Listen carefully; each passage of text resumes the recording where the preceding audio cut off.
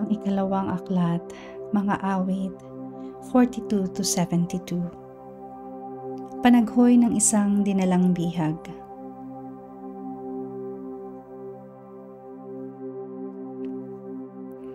Kung paanong batis ang siyang hanap ng isang usa, gayon din hinahanap ang Diyos ng uhaw kong kaluluwa.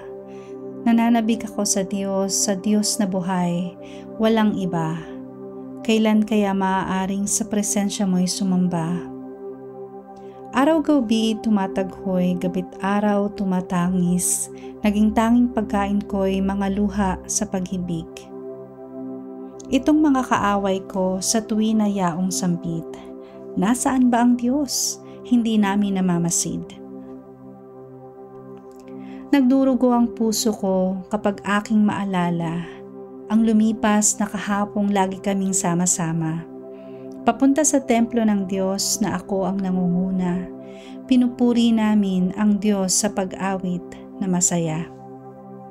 Bakit ako nanlulumo? Bakit ako nagdaramdam? Sa Diyos ako may tiwala, siyang aking aasahan. Diyos na tagapagligtas, muli ko siyang aawitan. Siya ay gugunitain ng puso kong tigib-hirap habang ako'y nasa Jordan, sa Hermon at sa Mizar. Di ko siya malilimot, gugunitain oras-oras. Ang dagat na kalaliman, pakinggan at umuugong. At doon ay maririnig lagaslas ng mga talon. Ang katulad, nagagalit malalaking mga alon, na sa aking kaluluwa ay ganap na tumatabon.